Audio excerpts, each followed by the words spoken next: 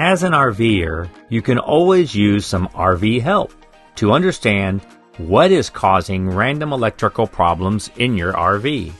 Welcome to Confessions of an RV Technician. Learn from problems seen in the field. My name is Chris Ratcliffe, and I'll be your host. I am an RV TAA certified RV technician and an NRVIA certified RV inspector for R-Factor RV Services. This podcast is about real-life problems that I've experienced or helped other RVers resolve. This is educational information directly tied to an actual story or confession that will help you learn ways to improve your RVing experience and possibly resolve small problems before they become big problems. In today's episode, I'm going to share a confession from a client that just bought a used motorhome. He gets it home, and then he couldn't start the motorhome engine. None of his jacks would work, and the generator wouldn't even start. In today's confession, help! My RV engine won't start. Now, time for a confession. Remember, these stories are actual service calls from clients as I experienced and remember them. So the client contacts me. He just bought a national tropical motorhome. Remember when you bought your first RV?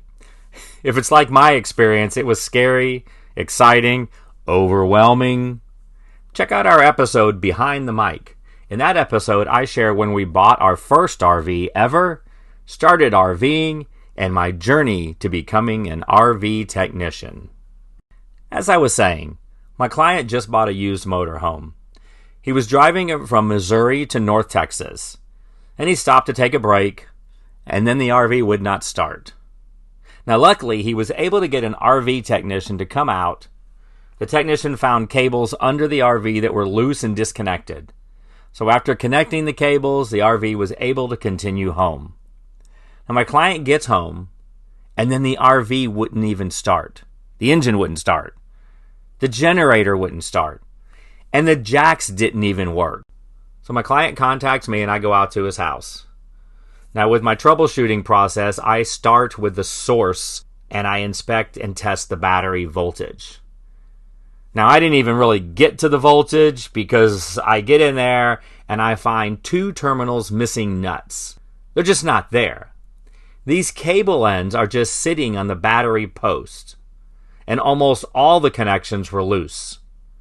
So I tighten and secure the connections, and voila, everything starts up and operates.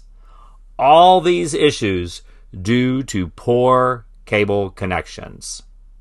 Now, depending on your understanding of electrical circuits and current and how voltage works, you might be really surprised to realize that, yes, the problem was exactly that simple. The other thing is, it's a common problem. Not exactly in the context of this story, but in general terms, it is common. Loose connections, missing bolts, missing nuts. They will cause all kinds of electrical problems. Let's dig into this a little bit more. Loose electrical connections and terminals can have significant impacts on the performance and reliability of your RV systems. Some of the common issues include poor battery charging, a loss of power, and it doesn't mean a complete loss of power. Maybe it's a loss of power to one or two components. Intermittent power problems. Maybe it worked one day and doesn't work the next. Damage to batteries, appliances, and other RV systems that use power. Now, at this point, you might be asking yourself, can I prevent these kind of problems? How do I prevent these problems? Well, in many cases, yes, you can. Routine inspections of loose electrical connections. Anywhere there's electrical wiring, look for frayed wires. If there's corroded connections, get them cleaned. And any exposed wires. Now, it's really important. When messing with electricity, you want to be very careful. You do not want to touch a live circuit. And if you are not trained and comfortable with electrical power, don't touch it.